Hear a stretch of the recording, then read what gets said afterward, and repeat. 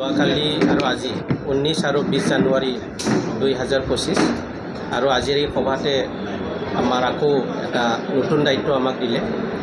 অহা 3 বছৰ কাৰ্যকালৰ কাৰণে আমাৰ হাগ্ৰামা মহিলাৰ সভাপতি হিচাপে আৰু মোক সাধাৰণ সম্পাদক হিচাপে কাম কৰি যোৱাৰ এটা দায়িত্ব আৰু ডেলিগেট হাউচে প্ৰদান কৰিলে সৰ্বসন্মতিক্ৰমে।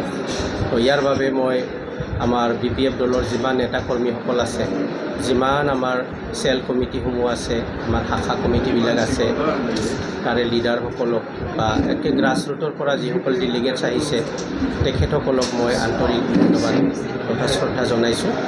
আৰু আমি দায়িত্ব পাইছোঁ হিচাপে আমি দলৰ যিবিলাক নিয়ম নীতি এইটো আগত ৰাখি আমাৰ BPF দলৰ যিখিনি এই অঞ্চলটো লৈ আমাৰ অসম ৰাজ্যক লৈ আমাৰ যিমানখিনি ৰাজ্যৰ প্ৰতি দায়িত্ব আছে, অঞ্চলৰ প্ৰতি দায়িত্ব আছে, সকলো জাতি জনগোষ্ঠী, সকলো ধৰ্মাৱলম্বীসকলৰ প্ৰতি আমাৰ যিটো এটা দায়িত্ব আছে, সকলোৰে সম উন্নয়ন সম বিকাশ এইটো আগত ৰাখি আমি কাম কৰি যাম।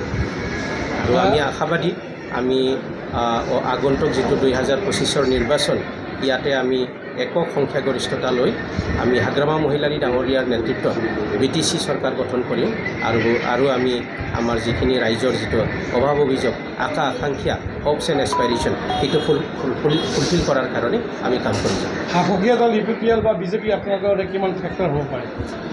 তো আমি আমাৰ হিচাপত আমি কাম কৰি আছোঁ।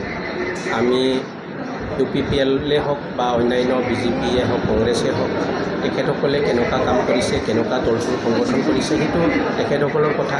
কিন্তু আমি দল হিচাপে যিটো আমি এটা ৰাজনৈতিক আঞ্চলিক স্বীকৃতিপ্ৰাপ্ত আমি ষ্টেট পাৰ্টি হিচাপে নিৰ্বাচন আয়োগৰ দ্বাৰা স্বীকৃতিপ্ৰাপ্ত ৰাজনৈতিক দল, এই হিচাপে আমাৰ যিটো লক্ষ্য আৰু উদ্দেশ্যটো আমি লৈ কাম কৰিছোঁ। আৰু আমি আশাবাদী বেলেগ ৰাজনৈতিক দলো থাকিব ইয়াতে, ৰাষ্ট্ৰীয় ৰাজনৈতিক দল, আঞ্চলিক ৰাজনৈতিক দল, তাৰ মাজতে BPF দল সকলোৰে গ্ৰহণযোগ্য এটা দল হিচাপে আমি যেনেকুৱা 2020 চনত আমি বহুত প্ৰত্যাহ্বানকো নেওচি আমি 40টাৰ ভিতৰত 17টা আসন পাই আমি ছিংগল লাৰ্জেষ্ট মেজৰিটি পাৰ্টি আছিলোঁ। বৰ্তমান আমাৰ পজিশ্যন আৰু ইয়াতকৈ অধিক ভাল। আমি সেই হিচাপে আমি বেলেগ ৰাজনৈতিক দল থাকিলেও আমি এই প্ৰত্যাহ্বানবিলাক নেওচি আমি আগুৱাই যাবলৈ আমি সক্ষম হ'ম। Thank U.